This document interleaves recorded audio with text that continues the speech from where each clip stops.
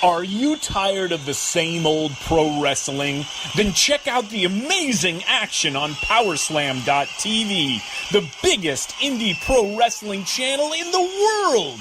Get over 4,000 hours of the best pro wrestling events from over 110 of the biggest names in the industry from over 15 countries around the globe.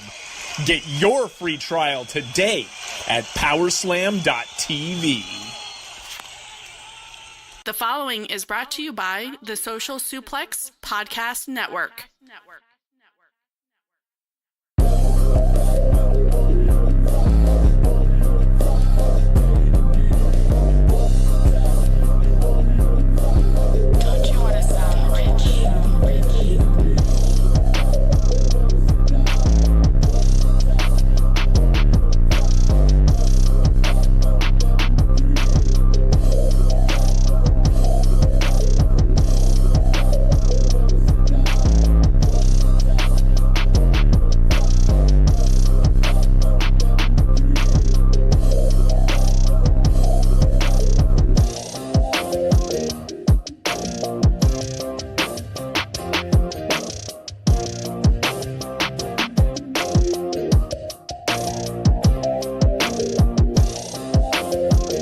Welcome to All Things Elite, episode 12. No, I am not your Floyd and Savior. He is, though, to my right, Floyd Johnson Jr. I am the Silky One, Dave Brown, stepping in, helping out with the duties today. How are you doing, sir? I am doing great. I have finally got over my mania crud. And when I say finally got over, 6 hours ago, I quit coughing. So I actually just got over it. Excellent. Yeah, I am finally feeling better from my 2 weeks of feeling like crap being hauled up. And I tell you what, here's the thing. You get sick and you're laid out for a while, going back into your normal routine is exhausting. I only worked 3 days this week, and by the third day, Wednesday, because my days off are Thursday and Friday, by Wednesday, I was so dragging by 1 o'clock. I was just sitting there, my eyes were glazing over, and didn't know people were walking into the building. I had no idea. It was bad. What saved me was a glass of unsweet tea from Sonic that my boss's daughter got for us. She made a Sonic run and hooked us all up with something. So that got me through the day. So I'm still not 100%, but I feel you, man. I think I was joining you in the Mania flu. I was not there, but I was there in sickness and in spirit. So. Yeah, it was kind of weird. Like, everybody that I talked to, been around, got some sort of sick, and I was just thinking about it. I was like, you're in New York in the subway. You're not thinking about it, right? You're doing all the stuff that you do, and then I have some habits. Like, I bite my nails. I am a big, face toucher. You know what I'm saying? And in my Oklahoma, very sedentary lifestyle where I am home most of the time by myself, I work a lot by myself. That's fine. Well, when you're in New York and you go into subways and bustings, you're basically a walking petri dish. Oh, yeah. So unless you're carrying around a bottle of Purell, or, literally going to every bathroom and washing your hands, you're a germ factory. Then you take in the fact that I am WrestleMania, you go to this WrestleMania weekend, you have I've been more into the wrestling community, part of Podcast Network. I'm meeting people, and every time I meet people, handshakes, hugs, all that stuff. Just germs and germs and germs. And when you actually start thinking about it, it gets pretty disgusting when you start thinking about it. Oh, yeah. Oh, yeah. So I was like, next year when I go to WrestleMania, in my little backpack, you'll see I always have some kind of little bag with me, whether it's my clear WrestleMania bag or my Elite backpack. There will be a big ass bottle of Purell, and I will be passing that bitch out like it ain't nothing. Because I was like, when I wrapped my head around how many hands I shook, how many subways I was on, I was like, oh God, I was gonna get sick. Now let me ask you: Are you a big hand washer? Do you wash your hands on a regular basis? I would not call myself. I wash it when I go to the bathroom. That's about it. Okay. Do you wash it before you eat or when you're cooking? Before I cook, yes. Before I cook, yes. Before I eat, no. Okay. Okay, well, at least you're doing the important things. Bathroom. That's the important one. But yeah, I just wanted to make sure that for a moment there, I thought, I was thinking to myself, oh God, he's going to go full Bully Ray and just do fist bumps. Dude, I'm not going to do that. I'm never going to be that guy. But it was just like once you started thinking about it, because my immune system is, I don't consider much remarkable about me, but my immune system is remarkable. I've worked at my job for 5 years, and I've literally missed a half a day. So, a day. Now, see, Floyd, I would say there are many things remarkable about you, sir. Well, thank you. You're welcome. You are welcome. But yeah, so before we get too far, we do have to mention this episode of All Things Elite is brought to you by Power Slam TV. Power Slam TV, where you get access to over 4,000 hours of content from over 110, not just over 100 people, 110 of your favorite wrestling brands from countries all around the globe, right onto your laptop and mobile device. If you use the promo code Social Suplex, you get the first month free. So check that shit out, man. Powerslam.tv. Check out that silky voice. I'm just going to record that. I'm just going to take out that clip and just play that every week so I don't have to say it. That was an upgrade. That was an upgrade right there.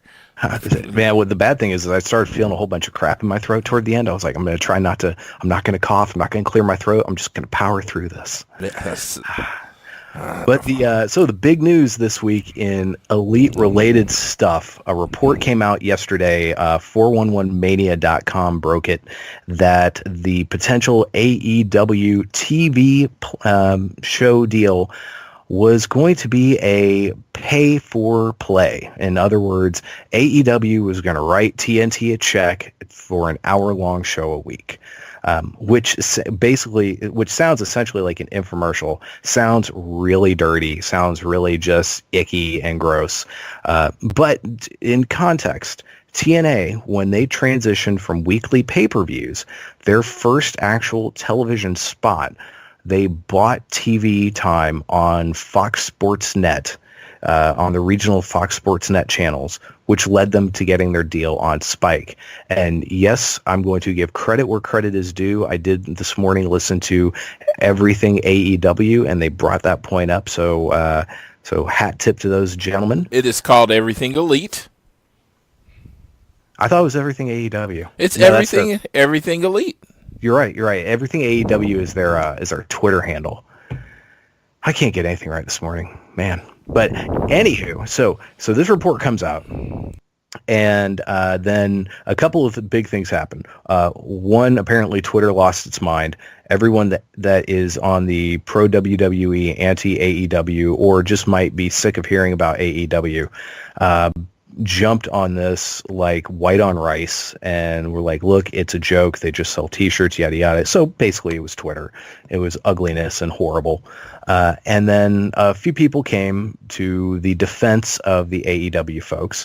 One was Voices of Wrestling. They reached out. They have a source at AEW, asked about the deal, and this is what they tweeted. We asked an AEW source if time-buy deals were on the table. The answer given was no. And then they replied also with this is double sourced. And then someone sent out a tweet that said apparently, then Dave Meltzer on the Figure 4 online, or the Observer message boards, put out a message saying that this was not accurate. I don't have a screenshot of it here in front of me. Oh, here it is. Well, here's what Dave said. 1 hour is false. Time buy is false. It's the exact opposite. Look at this. Look at sports rights. Bellator, Matchroom. I have no idea what that is. What is Matchroom? Who cares? UFC on ESPN. People are offering tons of money, both for weekly live programming and also to get their streaming services starting. That's the reason this thing is starting this year. One of the reasons the deal hasn't been signed yet is because of multiple bidders. So that screenshot was tweeted out by the Meltzer said what? That just makes me. I just now thought of this. That name of that Twitter account that makes me think of Pulp Fiction. That the scene. Does he look like a bitch? Then why are you trying to fuck him like one? Anyway, love that movie. If you haven't seen Pulp Fiction, folks, I know it's like 25 years old. That is I would make the argument that was the best movie of the 1990s.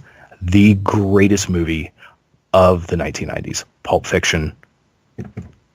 Not sure if that's a hot take or not. I was going to say, I'm not going to argue against it, but the Mighty Ducks series did come out in the 90s, so you're probably wrong. And Forrest Gump did too, and that's one of my favorite movies of all time. Oh, don't even get me started on Forrest Gump. Forrest Gump is one of those movies. Okay, side real quick. Forrest Gump. First time you see it, so much fun. It's the soundtrack is incredible. You got you have Tom Hanks acting like a special needs kid through the whole thing, though you can never separate yourself. I don't know of anyone at any point watching that movie wasn't thinking in their head, oh, hey, that's Tom Hanks playing a special needs guy. Because the whole time you're thinking that's Tom Hanks playing a special needs guy. You're never thinking, holy crap, that's a special needs guy. Unlike What's Eating Gilbert Grape, when you watch that movie and you see Leonardo DiCaprio, and I remember seeing that, and I was like, holy crap, they got an actual special needs kid in this movie. Completely. But anyway, the first time you watch Forrest Gump, there's all these cool tie-ins to history and pulp culture, and it's really neat and it's fun. He teaches Elvis how to dance and all this stuff. Then you watch it a second time, and then you see it a third time, and after that you realize, no, this is just stupid. This movie just is, no, I'm sorry. He did not teach Elvis how to dance, create the phrase shit happens, make the shirt with the smiley face, and have an interaction with AIDS, plus a whole bunch of other stuff. I mean, most movies are fiction, so that part never bothered me. I've seen the movie probably, I'd say at least 40 times, and I love it every time. And I think of Tom Hanks, to me, becomes Forrest Gump. I don't think of it as Tom Hanks as Forrest Gump. I think he becomes Forrest Gump because he is so different than any other character I've ever seen Tom Hanks play. That's fair. See, to me, I think the best Tom Hanks performance I ever saw was in the movie Philadelphia. And that is a heart-wrenching movie. It came out a few years before Forrest Gump came out. And that's the one he should have won an Oscar for. I'm pretty sure he won his Oscar for Forrest Gump. But I digress. Back to the point. Yeah. So this guy, Bill Dickinson, sent out a tweet. Apparently, Dave Meltzer and Voices of Wrestling are disputing your article, saying your podcast is inaccurate and false. Still sticking with it. And then Voices of Wrestling replied, for the record, we are not disputing anything. We haven't listened to the podcast in question or read the article. We saw the story going around, went to our source inside the company, and tweeted what we were told. And then also Tony Maglilio, Maglio. He has a blue check mark on his account. And he said some stuff. From what I understand, he's the source. Tony Maglio, yes. He is the source for 411 Mania. He actually works in TV. He has, I think, WWE listed in like his bio, like he's a fan. Yeah, and so he replied to he retweeted the Meltzer Said What tweet and said, oh, this is about me. Never said AEW show would be 1 hour. Said 1 hour makes more sense than 3 when asked if it'd be a 3-hour show. We all assumed 2. Dave also apparently made a thing out of me reporting that a source on Twitter or on Turner Talks said not doing 52 weeks is a possibility. Okay, I either read that wrong or that's a really poorly worded sentence. I'm gonna err on the side of me, but it is Twitter. So then he followed up. You know who has also said an off season is a quote unquote possibility? AEW. Many things are possible when a deal is not signed. I've also said multiple times an off-season would be problematic, and my personal opinion is that it'll be 52 weeks a year. Job is to report what told by sources. Now that is a fragment of a sentence right there. God, Twitter. Anyway, so boils down to this guy was a source. Said that AEW is going to do a pay to play. It has been disputed. Twitter turned to flames, and yeah. So, what do you think on this? Okay, so I'm not gonna go. We're both Voices of Wrestling fans, right? Absolutely. And we are both really big fans of this show called WrestleNomics, right? Oh yeah. All right, so. Mookie Ghana Harrison doesn't do WrestleNomics anymore, right? Right. Conflict of interest. Who does he work for? AEW. So, if Voices of Wrestling is quoting a source inside of AEW, who's probably that source? Mookie Ghana. Yeah. All right. He's the financial guy. So, he would be the one basically cutting that check to TNT. So, if he says it's not a pay-for-play deal, I mean, that's all I need to hear. The rest is just noise. Agreed. I mean, yeah. I can get all up in arms, but honestly, it's coming from their financial guy. Let's be honest. I mean, maybe they don't want to quote it or whatever, but any reasonable person would come to the conclusion it's coming from Mookie Ghana. Exactly. Yeah. So if that's the case. I'm done. I mean, that means it's not pay for play because the money guy is telling us it's not pay for play. And but let's do this. Let's do the imaginary hat. What if this is true? If this is true, I don't think they would do it that way.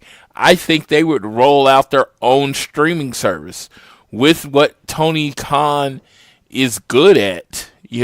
With what they do on Being the Elite, Road 2, they do over 100,000 views on those. If they rolled out a site like that, a streaming service, where it's like $5.99 a month, and then they put Being the Elite, Road to Double or Nothing, and their weekly show behind the paywall, they would do decent amount of money every month. Right, yeah. That would hamper them a lot, though. I mean, if they want to be a big potential mainstream thing, they need to be on regular television, and people need to be able to access their content for free. It would hamper their growth immensely. I mean, I can't put into words how much it would hamper their growth. But the passionate AEW fans that were there would all sign up. I think they would get 100,000 buys very easily. And I think they would be able to be a profitable company with that. But their ability to grow is what will be hampered. That is why you need TV. That is why you need cable, is because of your ability to grow. For people that normally don't watch wrestling, to get to learn who these people are, who get to become familiar with Pentagon, Ray, MJF, Cody, the Young Bucks, for their audience to grow, they need basically a cable option to get on there. So this would be a big blow, a monumental blow. But I don't think they would ever pay to be on TNT. Yeah, I don't think they would either. Based on everything that they have been discussing, have said, I really don't think that they would do this either. I mean, now, could someone have heard something, misheard something? I'm not saying this guy is just out here making up bull crap and lying. It's very possible he heard something and he is reporting on what he heard. It's also very possible he misheard something. Who knows? Or he could just be out for clickbait and trying to get more, listens to his podcast, views on websites, whatever. Because I guess he works for the Wrap or which is a big TV website. So yeah, I don't know. I like to try to think the best of people. So I'm sitting here giving this guy the benefit of the doubt, thinking, okay, he's just not here making up some bull crap, some to quote our president, fake news, to try to get exposure. So I think he reported what he thought was accurate, and it is probably not accurate. There is a game going on, and then there's negotiations going on, and just like, basically All Elite floated out to Dave that, they floated out to Dave that this is going to be the largest deal ever, not by WWE. You could have TNT saying, you know what? They need us more than we need them. It's all negotiation. It's all a game. You know what I mean? Yeah, and they need sometimes the hype. People need to pump the brakes on the hype, and so that's speaking of. This is something I thought I wanted to ask you about, because you are a Cody super fan. There are very few people, I think, in out there that are bigger Cody marks than our Floyd and Savior. I think that's a fairly safe thing to say. You're a very big Cody mark. Oh, absolutely. Okay. You are a huge fan of the Elite. I am. I would not be a huge fan of the Elite for the general if Cody hadn't joined them, probably. So you're a Cody fan first. You're an Elite fan second. I was a Cody fan before I knew who Kenny Omega was. Okay. So you are all in on this, pun intended. Yeah. I mean, yeah. Okay. I'm definitely. Because so you in the wrestling environment that's online, you have these different camps. You have these people who are just fully in on AEW to the point where they're probably overhyping it. And then you have the people who are having the complete opposite reaction. They either don't like the Young Bucks, they don't like Kenny Omega, they don't like Dave Meltzer because Dave Meltzer is all in on AEW. They don't like Cody. And on top of that, they don't like all of this hype and some of the hyperbole that has come out, which Dave himself has said some fairly hyperbolic things. And it's one of those, just so as being someone who is a mark for Cody, what are your thoughts on the way that all of this and the hype around it has kind of put this, I don't know if division in the wrestling community is the right way of saying it, because just saying that kind of gives me douche chills, just the whole idea. But there are definitely camps. There are some strong anti-AEW camps, and then there are some strong super AEW camps. What are your thoughts on that? Okay, I think it's important to say, before I was an AEW fan, before I was a Cody fan, I was a wrestling fan. And the one thing, we used to do another podcast together, and it was more of a potpourri of wrestling. So you know this about me. I watch WWE. I watch Progress. I watched New Japan, ROH. I watch everything. I'm a fan of great wrestling. This is true. My problem is the people that seemingly want AEW fail, they're WWE fans. They're not a fan of wrestling. Because to me, you can't have too much great wrestling. I happen to support the way that AEW, the founder, Tony Khan, Cody, the EVPs, Cody, the Bucks, and Kenny Omega, I happen to be a big fan of how they plan to present wrestling. I've been very adamant that All In was my greatest live wrestling experience ever, and it wasn't even close. It is the most fun I've ever had at a show. So, if that's how they're going to present wrestling, I'm all for it. But I'm not going to quit watching WWE. I'm not going to quit watching New Japan. Hell, I'm not going to quit watching ROH. I have tickets to the New Japan show. I have the tickets to the New Japan show in July in Dallas. I will go to WWE as much as anything. So I'm not like getting AEW tattooed on my arm and like saying, screw all the rest of wrestling. I want them to succeed. I want them to succeed. I want the WWE to succeed. I want everyone to succeed because I like great wrestling.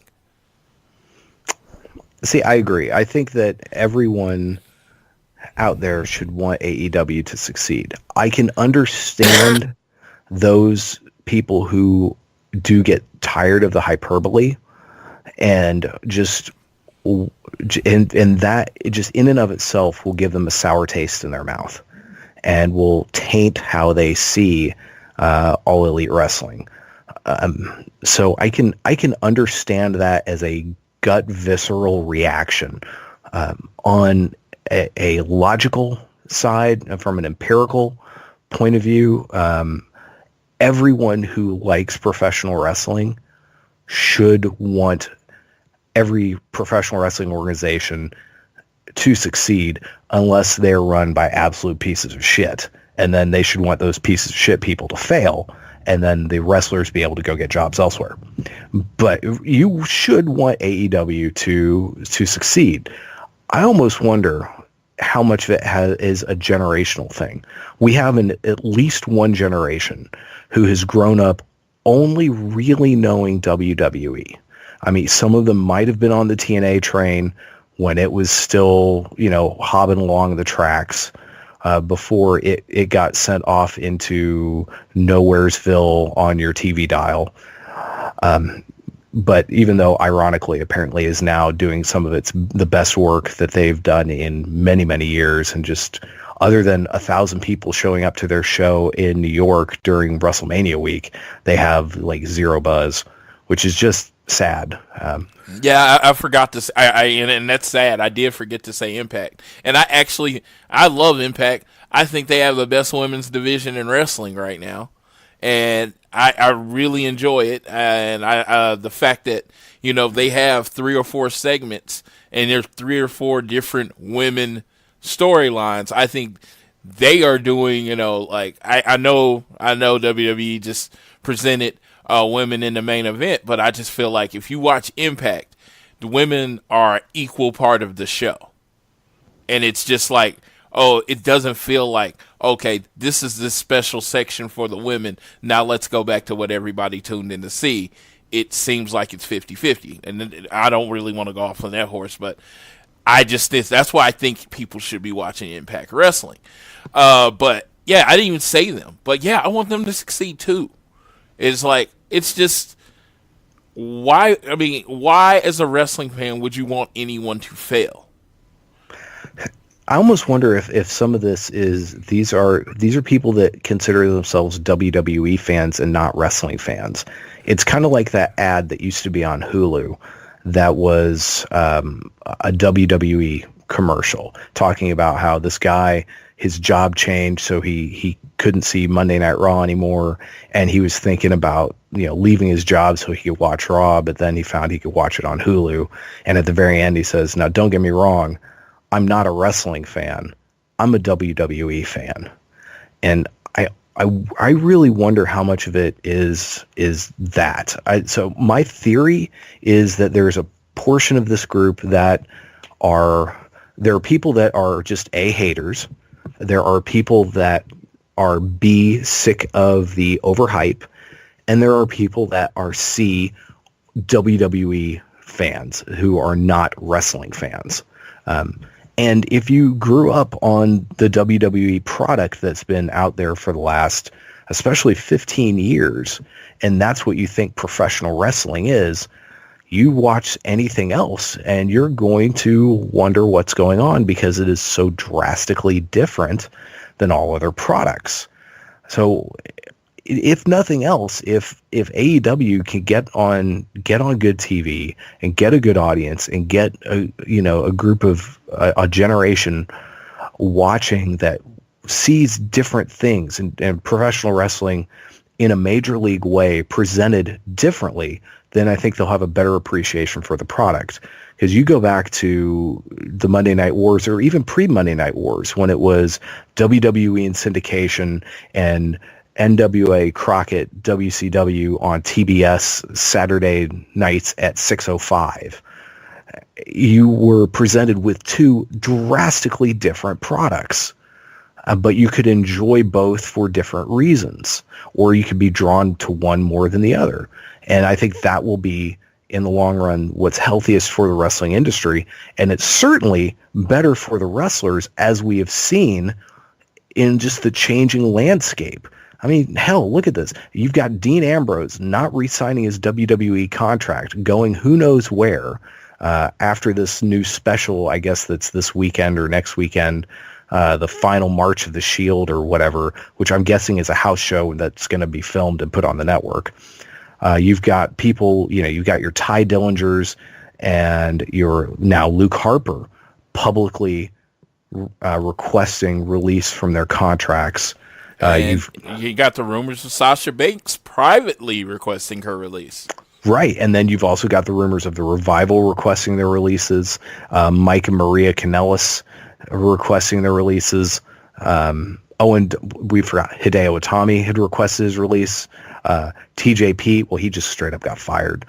But so you have a very different dynamic, and there are all the rumors of WWE going to people, hey, you need to re-sign your contract now, or if someone gets an offer from AEW doubling that, who knows how much that's real. But it's going to make it better for the wrestlers, because if you look at the percentage that talent gets paid in WWE versus how much that company makes, and you compare that to other live sporting events where the percentage of salary versus a percentage of what the organization makes, it is unreal, the difference. Your top end sports athletes that are huge draws for their teams, percentage wise, make a lot more of the total amount of money coming in to said organization than with WWE. For WWE, it's something like a pitiful 5% maybe. I think I remember what I saw.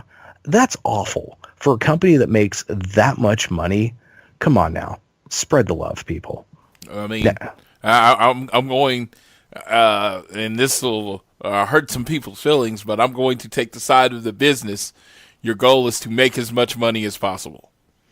It should not be to make as much money as possible by screwing over the people you employ. It depends on what you consider screwing over. I mean, they are paid pretty well. Right, but if for the health of the industry, if you paid everyone better, and you would get more buy-in, and you wouldn't have as miserable an employee base, as based on rumors, the talent in WWE is miserable. And you listen to people who are the writers, freaking Road Dogg just stopped writing on SmackDown, apparently because he was sick of putting in hours upon hours of work, and then Vince McMahon throwing it down the toilet because he just wanted to do something different, because that's him. I can't imagine what a nightmare it must be to work for that person. But as a person that is on Twitter, on Facebook, have heard many stories, the one thing I don't hear a lot of wrestlers complaining about is how much they get paid. I hear they get complain about how much they're used, and how the ability to perform the art that they love the way that they love it. It's their spot more than anything. I don't know. Like I said, I might just be naive, but from what I hear, it's never about how much they're getting paid. Now, I do get it. I mean, the NFL, I believe it's like 52%, 48%, like players to owners. I think the owners only get 48%, and if the players get 52% of the pool. In wrestling, they don't unionize. It's a thing. I mean, they're going if they want a bigger part of the pool, they're going to have to unionize. I don't want to get into a bunch of labor arguments right now, but the WWE literally has all the power. And what most people are asking them to do is just to pay people more when there really isn't a reason to, other than it would make other people feel better. And the reason that WWE stock is at $100 is because of all the money they bring in and how little they have to pay out in talent. That's the reason it's considered a financially successful business. So you're basically asking the company to make themselves less financially successful. No, I'm saying that you shouldn't have to hoard everything at the top, and you should make everyone in your organization,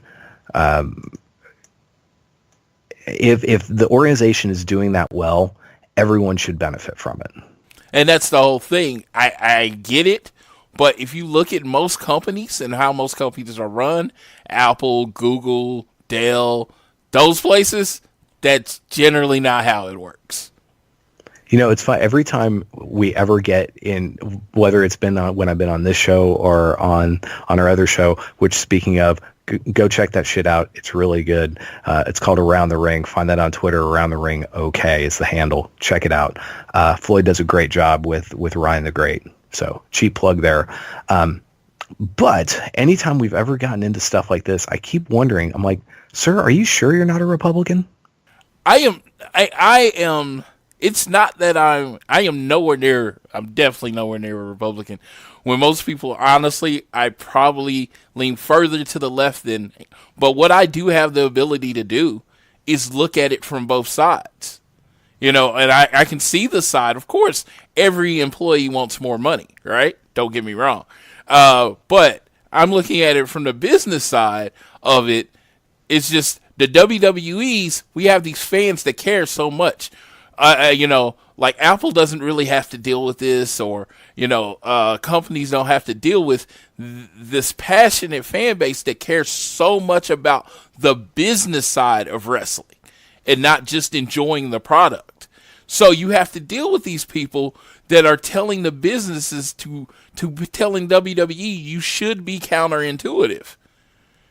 Because making less money, you know, paying people out more and making less money is counterintuitive when it comes to business. Well, no, see, the thing is, though, by paying your people more, you are not making less money. You are still making the same amount of money. You are just not hoarding it for a small group of people. So you're not reporting the same amount of earnings that you're reporting every year. No, I'm pretty sure you are. Well, I mean, because what you're saying is we've made this much, we've paid out this much.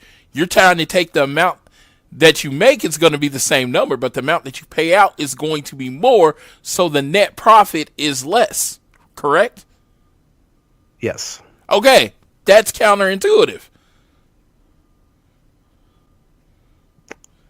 So the moral of the stories, ladies and gentlemen, is in 2020, Floyd is voting for Donald Trump. I am not. I let me make sure this clear. Just because I can see the company's side. Floyd for Trump. No, I'm saying the WWE has a unique problem. Is that their fans care how they're spending their money. WWE also has a unique problem, and they're one of the few companies that actually hates their customers. Well, and shits on them on a regular basis. And that is honestly a thing I like about AEW. I mean, AEW is I love the company, love the positive attitude. The big thing is, like, they're doing a show, Fight for the Fallen, and giving the money away. Oh yeah, that's amazing. I mean, WWE could do this, and they don't. And that's not crapping on WWE. They do a lot of Make-A-Wish. They do Susan G. Komen. They do a lot of different things. Don't get me wrong. But AEW is like, we're going to be different. And they don't seem to have this adversarial approach to their fans. The Young Bucks, Young Bucks especially, they have this positive relationship with the people that support them, which is so different than anything I've ever experienced as a wrestling fan. I'm a mark, and the goal is to get as much money out of me. That is the experience that I've had with wrestling since I've started spending money on wrestling at a very young age. I am a mark. Everything is to get money from me. I will be nice from you to get money from you. I put on this product to get money from you. Everything is to get money from me. It seems like with AEW, and this they might be working me, right? But they seem like, okay, we know you work hard for your money. We're going to try to do our best to give you value. Yeah, I think some of this comes from, and this might even also be a generational thing. You have people of Vince's generation, baby boomers and whatnot, still come from the very carny aspect of professional wrestling. Before the 90s, before Vince took over all of the territories back in the territory days, it was still very carny. And if you've never looked into the history of professional wrestling, it is fascinating. There's actually a book called Pro Wrestling FAQ.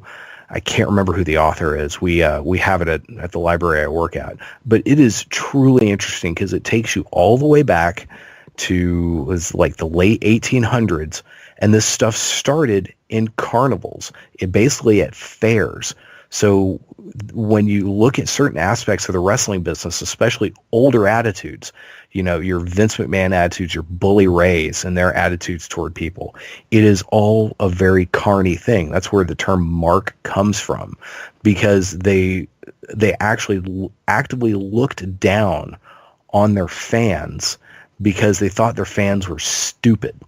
And you've got the Young Bucks, you've got Cody, you have even, I think CM Punk was part of this. You've got Daniel Bryan, I think, is part of this. People who, one, grew up as wrestling fans, as they became wrestlers, I think want to treat their fans the way they wanted to be treated, and respect the fact that there is so much in this world, especially now, that can take your attention and take your money, that if you are willing to give your attention and money to their product, they're going to be thankful for it and try to give you their best effort, where people like Vince McMahon have a completely different attitude toward it. And I think that's one of the things I absolutely love about what AEW is doing, because it's funny. I like it. I like the Elite. I'm just going to go on record. I don't understand being the Elite. I don't get it. I think it's a meme, YouTube based type of humor that I'm probably just too old to understand. I think I'm aged out of some of this, or maybe it's just my type of humor does not mesh with that, because I don't get it. I've watched episodes. I did not watch the most recent ones, which I know Floyd's going to take us through here in a few minutes. But I don't understand it. I don't find it that funny. There are moments here and there, but I'm just like, okay. So I come at this thing, I'm like, yeah, I like the Young Bucks. I think their in-ring is fantastic. Kenny Omega, I think, is one of the best wrestlers alive. I like him. Cody's fine. Whatever. I like Hangman Page. I liked him going back to his days in the Decade in ROH, and when he went babyface for about 5 minutes before joining the Bullet Club. So, in other words, I'm not an AEW mark, but I like what they're doing, and I like the attitude they have toward their customers and their fans, and I think that's very healthy. And I just wish that more businesses, especially something like WWE, had a more positive attitude toward their customers and their fans and their employees, because I think if they did, it would all be better. But we should probably move on, since we mentioned the Luke Harper and Sasha Banks, And then there's also Tennille Dashwood's out there as a free agent. What are your thoughts on any of those people possibly winding up in AEW? All right, Luke Harper would bring size to the company. A very much needed size. Again, you got a lot of people that are 6 foot 6'2" under, So Luke Harper would bring a size and a threat. And if he wanted to be someone's, like, let's say Chris Jericho is such, a big name, right? But he's not going to want to wrestle like all the time. So he might need a lackey or someone in his stable. And Luke Harper could definitely be that, and then still put on great matches and believe, because he's a great wrestler, so he could still perform to that level. Sasha Banks, a lot of people, I think that would be a pretty big get.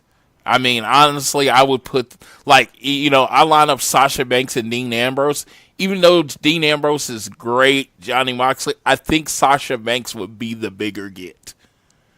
As far as your women's division, as much money and time as WWE's put in their women's division over the last few years, she would bring a significant audience with her, to me.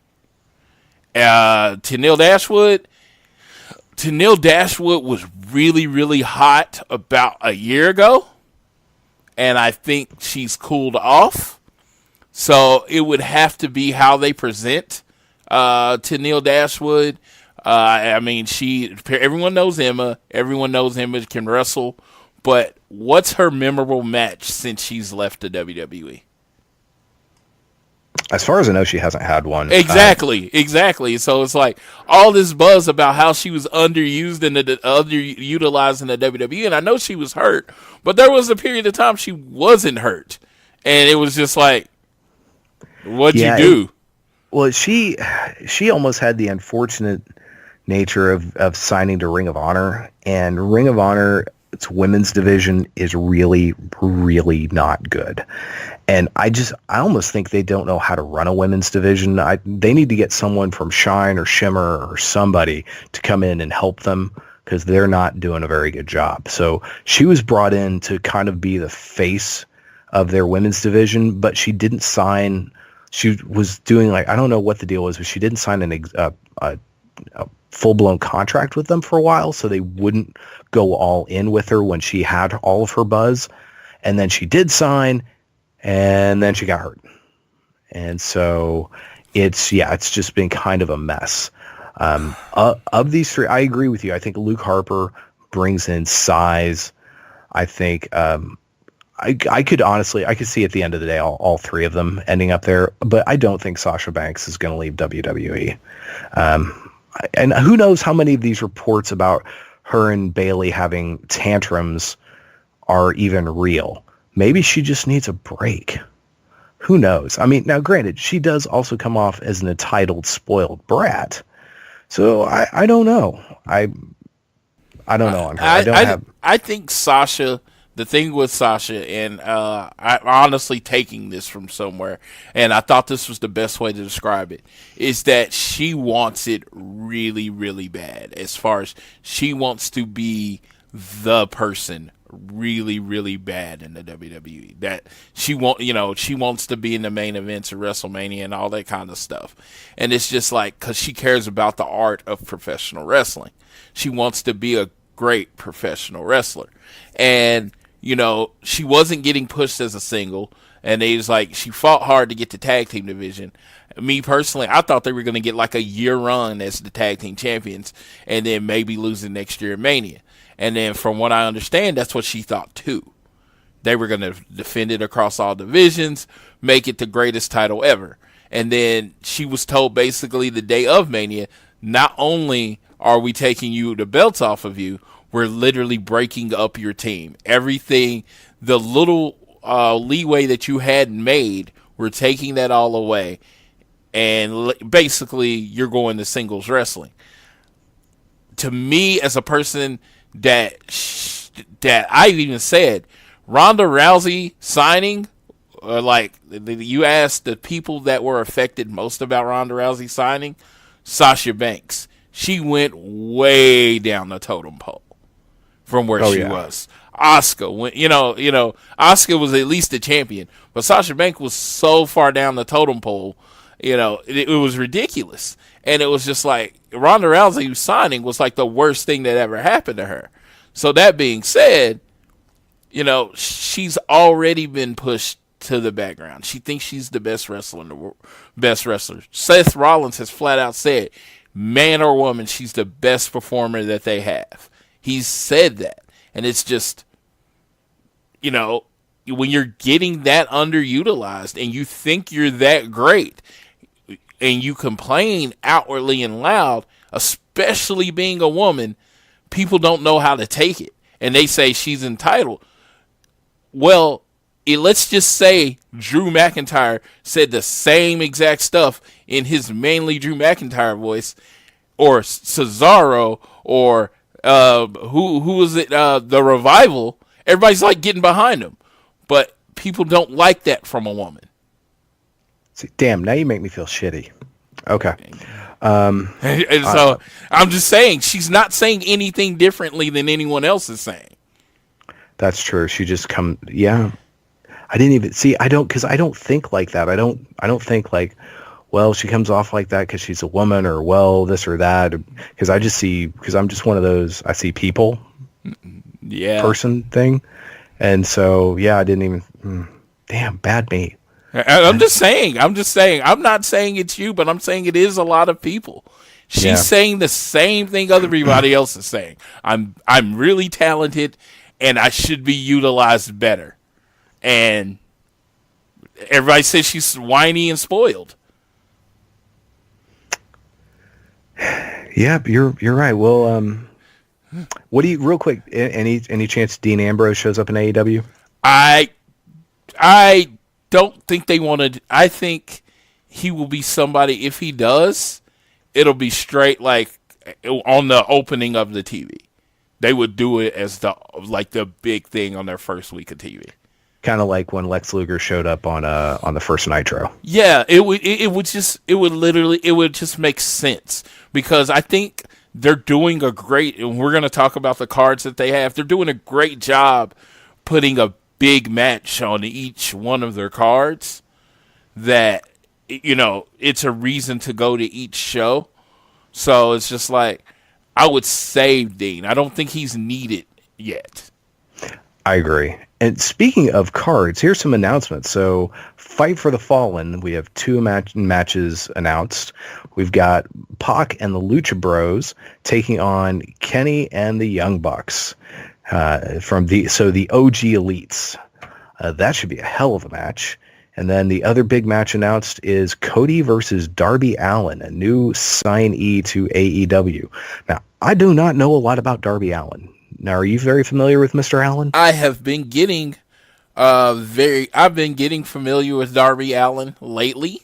I've watched a few of his matches. I've watched what I can, a lot of its clips, and I've seen a few of his matches, and I dig him. His look is amazing. He can work like crazy good worker. Him versus Cody, I'm guessing they're going to do more to build up that match later as to why they're wrestling. I don't really understand why they're wrestling or whatever. So, but yeah, I am looking forward to it because it is Darby Allin is extremely fresh for anybody not in the wrestling bubble, because Darby Allin works especially Evolve, and you have to go look for Evolve. Evolve is just not on TV. You know what I mean? Right. To be an Evolve fan, you have to look for him. So Darby Allin is not known by a lot of people. I hadn't seen my first Darby Allin match until like last week. And I've heard him. I've heard his name. I've heard that people think he's amazing. So I am really looking forward to this match with Cody. This is the Fight for the Fallen and the Fyterfest matches I will not be at, because they fall in what people will know as the wedding window. There is a window around the wedding where no matter if there's anything to do or not, your significant other doesn't want you doing anything. Fair enough, because that's an important day. Yeah, but that Fyterfest match announced Kenny Omega versus CIMA. That's a big one. Because that's how you pronounce it, right? CIMA? Yes, mail just got delivered. Sorry about that. Okay. Yeah, CIMA. He's a legend. He's a Dragon Gate legend. And this is a big match. This is from, we were listening to Everything Elite. They was like, this is a match that they never thought they would see. So I am very excited about that match, a one-on-one match with Kenny. And we look forward in wrestling instead of worrying about what we got. We look forward. We're like, well, now it's like, well, Kenny's first two matches are Jericho and CIMA. So it's like, you think you would want to put over CIMA, you know what I mean? As a star or whatever. And he's new, but with him beating Jericho the first time, I was thinking, man, Jericho's going to win at this. So that adds a different wrinkle to it. Cause I'm like, are they going to have Kenny Omega lose his first two matches in AEW? They might. I mean, they really might. And unless he makes the winning fall at the Fight for the Fallen, but I don't know, maybe he could pin Ray or so, who knows. The other matches announced for and Fyter Fest, that's the show with the video game company, right? Yeah, that's with the CEO show. Okay. So there's Brandy versus Allie, and Jericho will make an appearance. Yes. Hold on. Now, wasn't Allie killed? Is that okay? No, no. See, I actually had that reversed, and this is completely on me because I sent Dave the show notes. Those first two matches are happening at Fyter Fest. Pac and the Lucha Bros versus Kenny and Bucks and Cody and Darby Allin are happening at Fyter Fest. Brandy and then Kenny versus CIMA with Jericho appearing is happening at Fight for the Fallen. Oh, okay. I literally just typoed it. That's on me, completely on me. I typoed it when I sent Dave the show notes. Literally their names are so close to me. Fight and Fyter Fest, Fight for the Fallen, FF, whatever. I fucked up. That was just okay. Just put it that way. All right. So either way, these are some cool matches. Who knows who's going to go over? That will be interesting to see. We did. We had the pre-sale yesterday for Fight for the Fallen, and it was at 8:00 yesterday. And just my own research, I went on, Ticketmaster and looked. It looks like the pre-sale did really well. It looks like they sold like 80% of the available pre-sale tickets, and then you're going to get the regular tickets on sale today. So, okay, this is going to sound like a really dumb question. What exactly are pre-sale tickets? Okay, so pre-sale tickets. Honestly, most of the time it's about 80%, honestly, used to be like 60% of the arena. They would open up 60% of the arena, and you could buy, and that's all they would open for the pre-sale.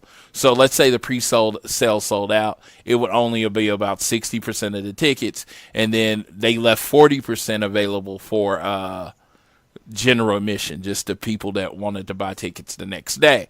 Well, in this case, I think the AEW might do 80% or something like that, but it doesn't matter what the number is. It's just when your pre-sale sells out, you've sold a significant amount of the arena out before you open up your general admission tickets. Like, let's just say you have 10 seats, row A, first row, you have 10 seats in that first row. During the pre-sale, probably 6 to 8 of those tickets would be on sale, and then the general admission would be able to get 2. Okay. And then, you have to take in that Ticketmaster now does the shit that I fucking hate, called the platinum seats, where they reserve a certain section of seats where they buy the seats first from AEW or whatever the company is. Their AEW is definitely not the only company to do it. And then Ticketmaster then sells those at a super premium price, which sometimes could be 4 or 5 times more than the general admission. And I think the way it's set up to sell tickets on Ticketmaster, you have to do it. It's not an option. God, man, Pearl Jam was right back in the 90s. Ticketmaster sucks. So basically Ticketmaster is scalping their own tickets. Yeah. So let's say like you wanted a front row ticket to the Fight for the Fallen. It's $200, right? Well, Ticketmaster does have platinum. Their platinum seats, which are 2 of those front row seats, are $800 a piece. So it's just almost betting on this is going to sell out and people will be desperate. Yes. But they even say the prices may fluctuate. So what I try to tell people, I understand you want to go to the event, but if you don't buy those tickets from Ticketmaster, the price will come down. Man, that's some craziness. Okay. Well, obviously I don't buy tickets to many events. I buy tickets to like all the events. Right, exactly. Because the things I buy tickets for are in small clubs. And there are no chairs. It's just you stand there. So I don't understand any of this.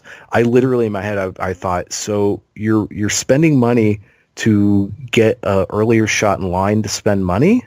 It's kind of how I thought it worked. I'm real dumb on this. Oh no, and the thing about it is, and I think AEW has to smarten up to this. And I've said the same thing about WWE.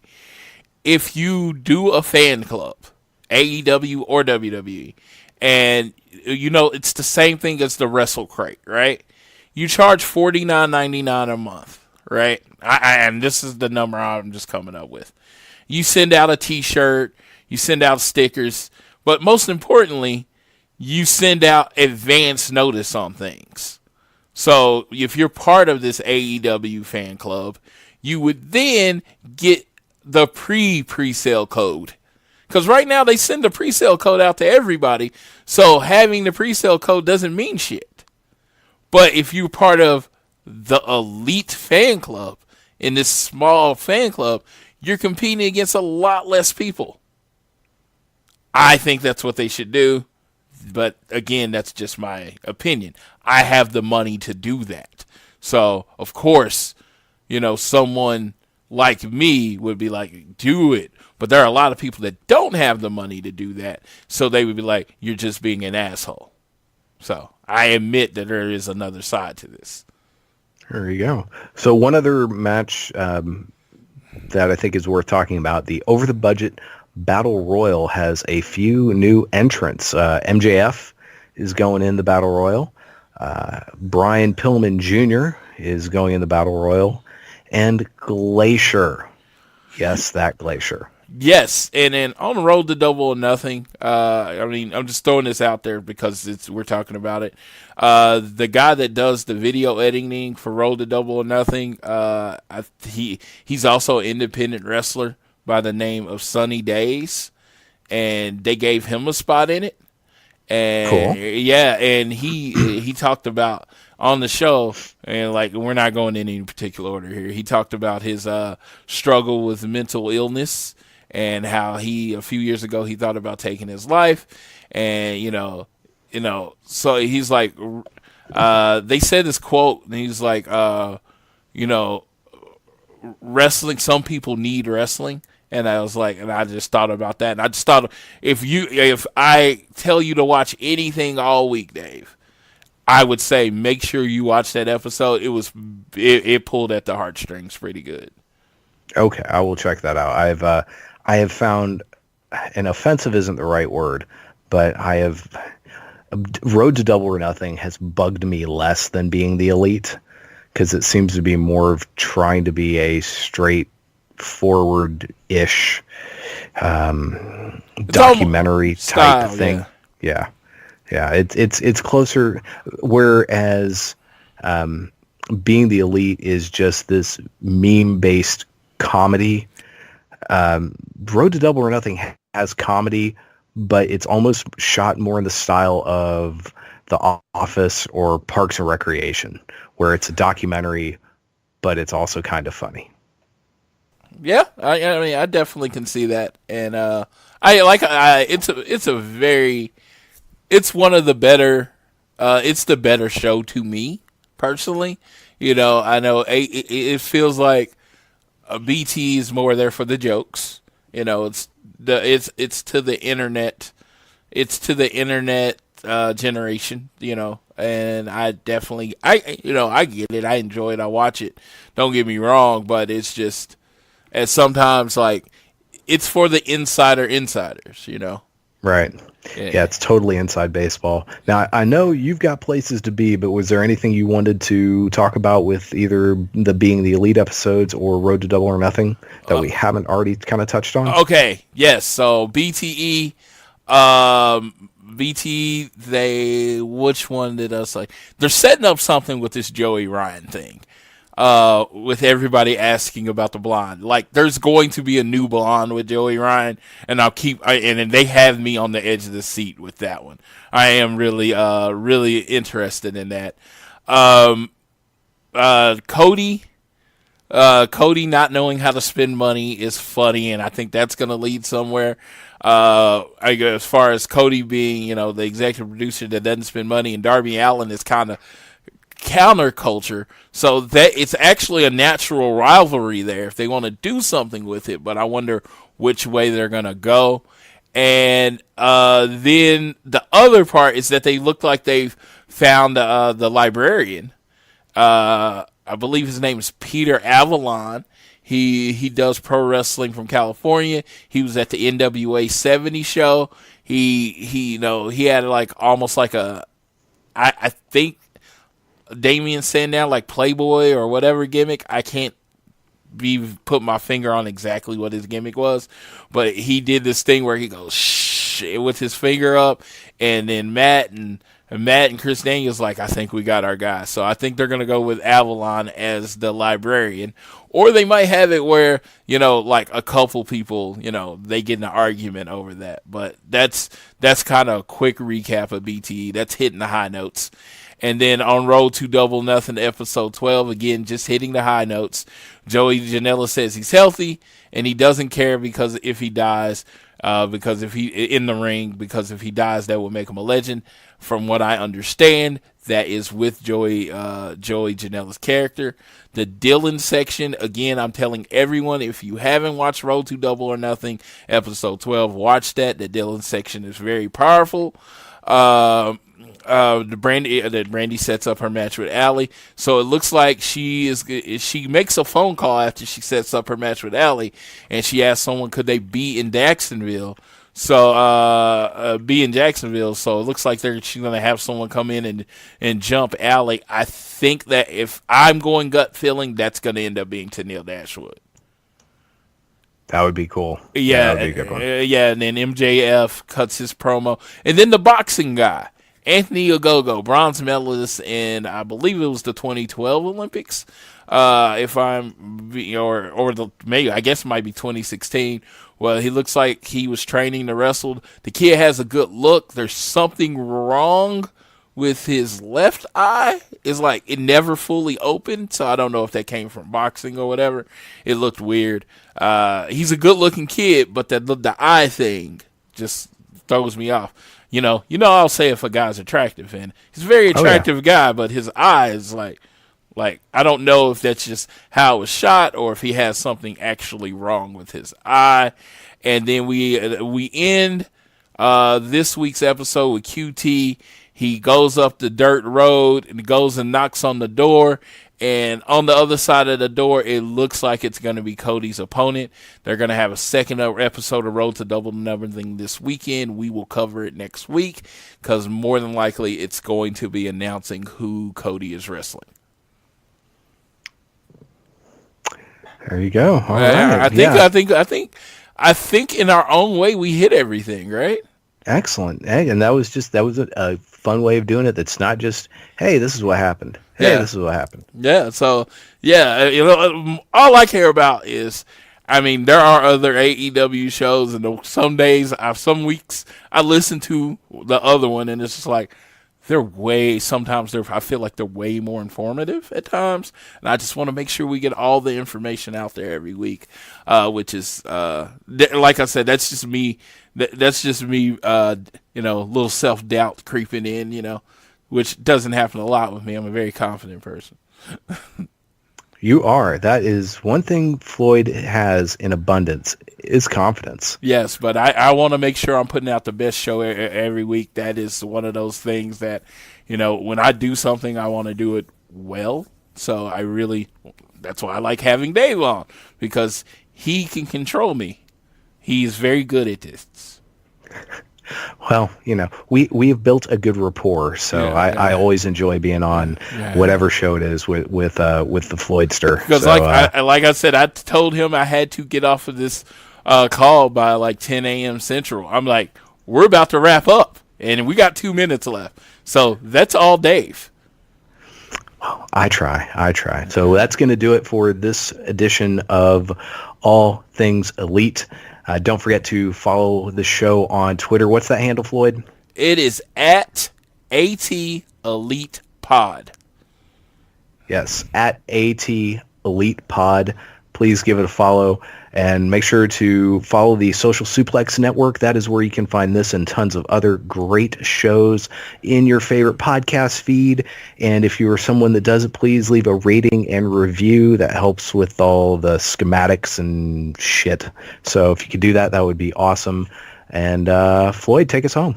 All right. Just let you know, there's some big weekends coming up. We got some big movies coming out. I'm really excited about the Avengers next week, and it is going to be the end game. But just remember, when you're going through life and you get these big events, you get to these shows, don't stress yourself out trying to make it. Get to what you can. You can't get to what you can't. But when you go, do your best to be elite.